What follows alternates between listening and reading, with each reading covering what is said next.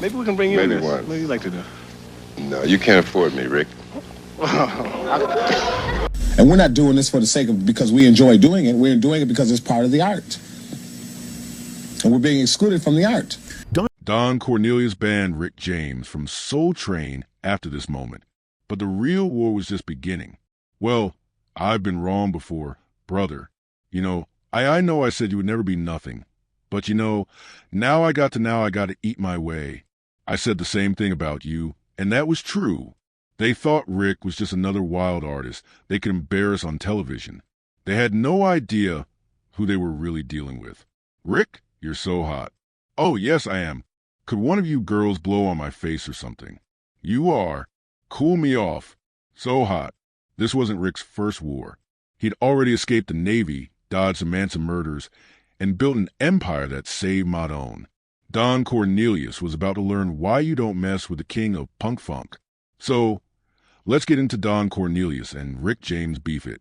It all started with attention. You could cut with a knife every time these two were in the same room. Their beef was loud, messy, and impossible to ignore. You could see it in their interviews. Don always gave off an air of barely contained frustration whenever Rick was in the building. It's for the sake of because we enjoy doing it. We're doing it because it's part of the art, and we're being excluded from the art. The first time Rick James hit the Soul Train stage, the crowd was hyped, but nobody was ready for what came next. Right out the gate, Don Cornelius came with the shade, low-key questioning Rick's wild style and over-the-top personality. It was tense. Don's cool, laid-back vibe clashing with Rick's loud, in-your-face energy. But Rick wasn't the type to just sit there and take it. He clapped back with that signature whiz, cracking up the audience while catching Don a little off guard. I'm happy for you. Couldn't happen to a better person. Hey, well, that's what I said last time I was on your show. And you disagree with me. Well, I've been wrong before, brother. I know I said you would never be nothing, but at first it just seemed like harmless back and forth. Rick James was always losing confidence. Some might even call it arrogance. And Don Cornelius had a way of throwing slick little jabs when the mood struck. Fans just figured it was two big personalities putting on a show. And for a while, that's exactly how it played out. Rick would roll in, bring the funk, and trade playful shots with Don. But behind the scenes, things weren't nearly as cool as they looked on camera. It's as successful for you.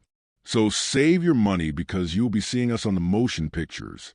In one of their most talked about interviews, Don straight up called out Rick's reputation for being, let's just say, a little wild. Rick, clearly not having it, hit back with a sly grin. Unpredictable gets people talking, Don. Isn't that why you invited me here? The tension was thick, but Rick being Rick brushed it off like a pro. Still, folks behind the scenes started noticing. What used to be playful jabs were starting to feel a little too personal. The moment everything really shifted, a lot of people point to that one interview where Rick straight up trashed Soul Train. He called the show stuck in the past and said it needed to get with the times by embracing newer, edgier acts like Well himself. Of course, word got back to Don, and let's just say he wasn't amused. Insiders claimed Don took it as a sign of disrespect and quietly started phasing Rick out of future episodes. And let's be real, Rick James was always a little too wild for TV. Back in the late 70s, Modone was struggling to stay relevant, and Rick came through with that raw, funky energy that kept the label alive well into mid-80s. But Rick James knew he was a star. Rick James' journey didn't start with fame and fortune. It started with chaos, rebellion, and an ego bigger than Buffalo, New York, where he grew up. We were 11 months apart, so we did everything together. My mother dressed us alike. Long before he became the self-proclaimed king of punk funk, James Ambrose Johnson Jr. carried himself like he was destined for greatness. He wasn't just another kid in Buffalo. He was a kid already walking, talking, and acting like a star before anyone even knew his name. Most kids push boundaries as they grow up, sneaking out, skipping school, or testing authority. But James, he took it to another level. He wasn't just getting in trouble. He was living like he had nothing to lose. His mother, Mabel, was a professional dancer for Katherine Dunham, but she also worked as a numbers runner to support the family. This meant young James was exposed to both the glitz of show business and the danger side of the streets at an early age. While he got to witness jazz legends like John Coltrane, Ada James, and Miles Davis up close, he also saw crime, hustlers, and the harsh realities of survival. That wasn't the only thing he experienced too soon. In his autobiography, Glow, Rick claimed he lost his V-card at just 9 or 10 years old to a 14-year-old girl in his neighborhood. He later said, "My kinky nature came in early." S became a major theme in his music and personal life, shaping his persona as the self-proclaimed king of punk funk. By his teenage years, he was already restless, convinced Buffalo was too small for him. He wasn't just a fan of music. He believed he was meant to be in it. He was skipping school, running wild, and finding every opportunity to surround himself with the right people. While most kids were still figuring out what they wanted to do, James carried himself like he was already a legend in the making, and he had no patience for authority. He didn't want to follow rules, take orders, or fit into anyone's expectations. That rebellious streak would follow him for the rest of his life. But even as a young man, it was clear he wasn't wired to play it safe. He wanted more, and he was willing to break the rules to get it. Rick James wasn't just dreaming of success. He expected it. Even before he had a record deal, a hit song, or a famous name, he acted like the world would eventually bow at his feet. In his mind, it was only a matter of time. But before Rick from the Navy to music stardom James became a household name, he had a complicated journey. One that included a stint in the military, a rock band with Neil Young, and a drug addiction that would haunt him for the rest of his life. At just 15 years old, Rick knew he wanted nothing to do with the Vietnam War. So, like many young men at the time, he found a way around it. He lied about his age and joined the Naval Reserve, thinking it would keep him from getting drafted. But military life wasn't for him. He hated the strict rules, the discipline, and being told what to do. Instead of following orders, he spent his time playing drums with jazz bands, experimenting with drugs, and living life on his own terms. Growing up, Rick always had an interest in music. He was always banging on glasses with spoons and stuff. He couldn't stop moving. He was always trying to express what was inside it. By 1964, the Navy had enough of his rebellious ways. They placed him on active duty, but Rick wasn't about to stick around. In typical Rick James fashion, he told the draft board to kiss his ashy black ass and took off to Toronto, Canada. That one decision changed everything for him. Toronto in the mid-1960s was a hotbed for emerging musicians, and Rick found himself surrounded by future legends. He crossed paths with artists like Joni Mitchell and Neil Young, and before long, they formed a rock band called the Menina Birds. They were so good that Motown Records took notice and offered them a record deal. During this time, Rick met Stevie Wonder, who was impressed by his musical talent and asked for his name. Since Rick was technically on the run from the U.S. military, he panicked and blurted out a fake one, Ricky James Matthews. Stevie thought it was too long and suggested he shorten it. Just like that, Rick James was born. Well, Rick's stay in Canada was the real beginning of his career. Just when it seemed like Rick was on the verge of success, his past came back to haunt him. Since he had technically gone AWOL from the Navy, the military finally caught up with him. They tracked him down, arrested him, and threw him in a military prison. For most people, that would have been a wake-up call, a reason to slow down and stay out of trouble. But Rick James wasn't most people. If anything, the experience only fueled his determination. When he got out, he had one goal, to take over the music world. And that's exactly what he did. Rick James didn't just make it. He became a legend. His funk anthems still dominate dance floors, proving his influence never faded. But let's be real, his music wasn't the only thing that made him unforgettable. His wild lifestyle was just as famous. Thanks to Chappelle's show, a whole new generation got to witness the insane story surrounding Rick's life with the infamous, "I'm Rick James be becoming a cultural catchphrase. Darkness. One of the craziest Rick James stories involved two unlikely names, Mike Tyson and Alfonso Rivero. Yes, Carlton from the Fresh Prince of Bel-Air. According to Tyson's memoir, Rick strolled into a hotel one night, greeted Tyson like an old friend, then turned to Rivero and said, "Aren't you an actor?" Before Barrow could answer, Rick punched him in the face and took his beer. Even Tyson, one of the toughest men on the planet, was left speechless. But Rick's journey wasn't just about partying and music.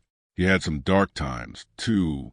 When he first joined the Navy, he was just 14 or 15 years old, already getting into trouble with drugs and stealing. He thought the military would straighten him out, but instead, he ended up being sent to Vietnam. What he saw there shook him to his core. The destruction, the violence, it was too much.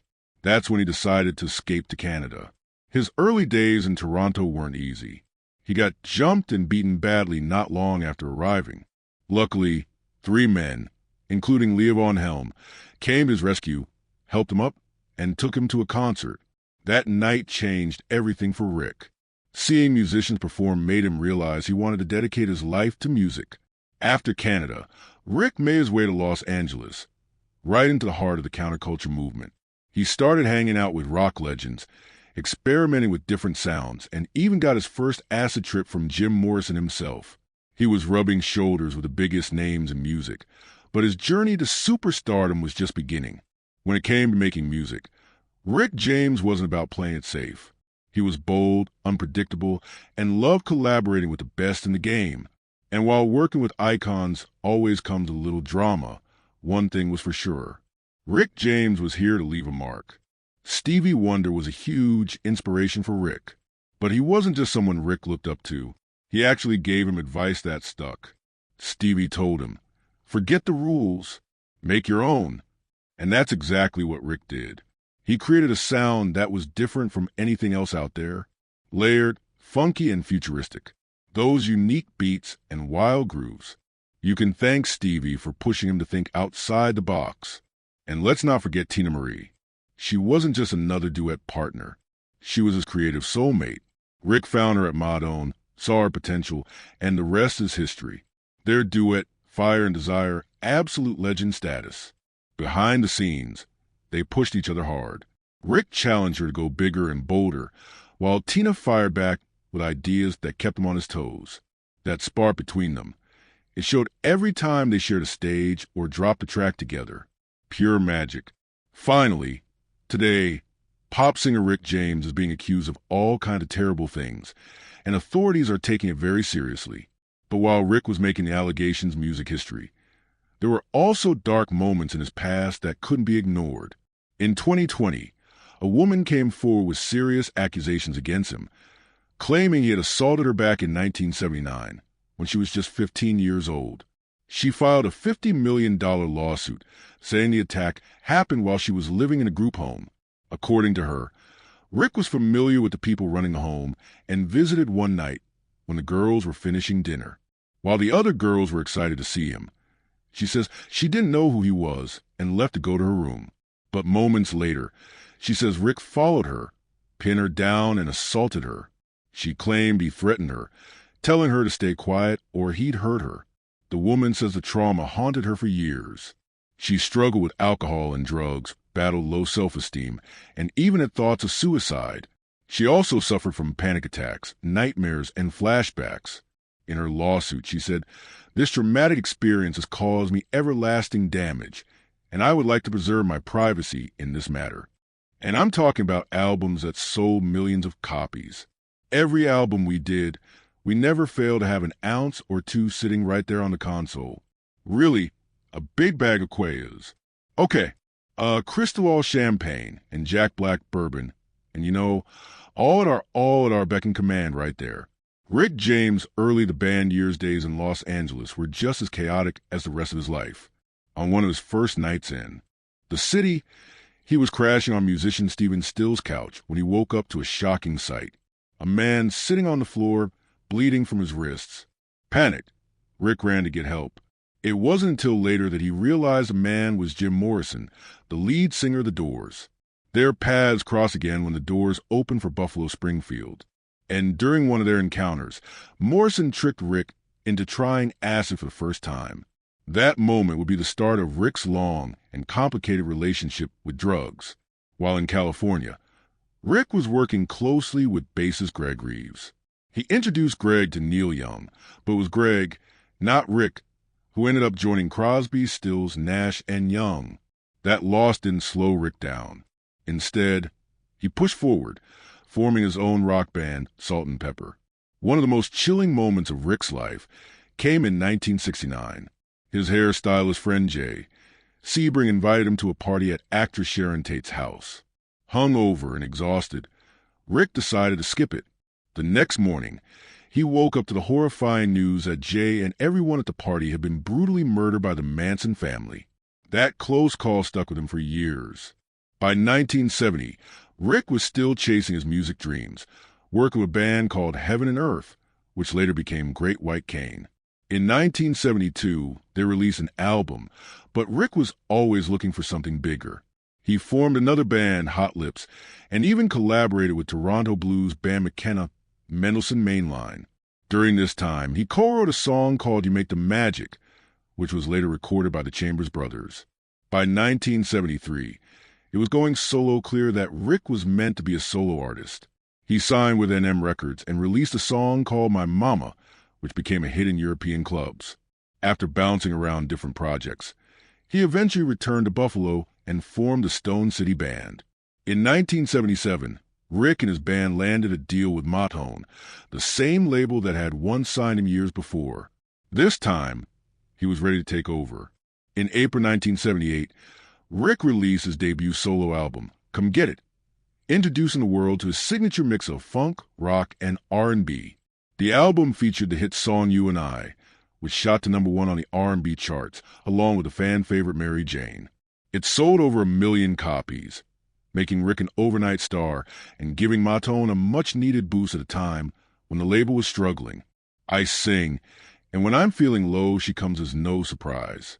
With his signature braids, flashy outfits, and high-energy performances, Rick James was on his way to becoming one of the biggest funk artists of all time. But Rick didn't stop there. In early 1979, he dropped his second album, Busting Out of L7. Like the first one, it was a big success. It made it to the top 20 on the Billboard 200 and hit #2 on the R&B album charts. Later that year, he released his third album, Fire It Up. At the same time, Rick went on his first big tour, the Fire Up Tour. He even invited rising stars like Prince and Tina Marie to perform as his opening acts. In 1980, Rick tried something different with his album Garden of Love. This one was more focused on love songs, but it didn't do as well. It only reached number 83 on the Billboard 200. But Rick didn't let that slow him down. In 1981, Rick released his biggest album ever, Street Songs. This album mixed different styles like rock, funk, and new wave. It included hits like Ghetto Life, Fire and Desire, and the iconic Super Freak. The album was a massive success, selling over 4 million copies worldwide. Super Freak became one of his most famous songs, peaking at number 16 on the Billboard Hot 100. Following Street Songs, Rick released more gold-certified albums, including Thrown Down in 1982 and Cold Blooded in 1983. During this time, Rick also helped other artists become successful. He created groups like the Mary Jane Girls, who had hits like All Night Long and In My House. He also worked with legends like The Temptations, Smokey Robinson, and even Eddie Murphy. Rick James wasn't just about music. He appeared on TV, including an episode of The A-Team, and continued making music throughout the 1980s. His 1988 album, Wonderful, included the hit song Lucy's Rap. In any case, Rick James died on August 6, 2004 at just 56 years old. His body gave out from years of hard living, but his legend was just getting started. The man who went AWOL from the Navy, survived the Manson murders, and built a funk empire that saved Motown had finally met his match. Not from industry politics or powerful executives, but from the demons he'd been running from his whole life. But here's what makes Rick's story so powerful. He never apologized for who he was. In a business that demanded black artists stay in their lane, smile on cue, and never challenge the system, Rick James said, "Fuck that," at every turn. He was too wild for a Soul Train, too honest for Hollywood, and too real for an industry built on fake smiles and manufactured personas. Don Cornelius thought he could embarrass Rick on television and put him in his place. Instead, he created a legend. Every time someone told Rick he was nothing, he came back harder, funkier, and more unapologetically himself. The beef with Dawn wasn't really about two egos clashing. It was about what happens when an unstoppable force meets an immovable object. Rick represented everything the old guard feared. A black artist who owned his sexuality, controlled his image, and refused to bow down to anybody. Today, Super Freak still gets crowds moving. His influence echoes through hip-hop, and new generations discover the king of punk funk through viral memes and legendary stories. Rick James won the only war that mattered, the fight for artistic freedom. He lived fast, burned bright, and left a legacy that no industry politics could ever touch. That's the most gangster move of all. Anyway, that's it for this video, folks. Bye.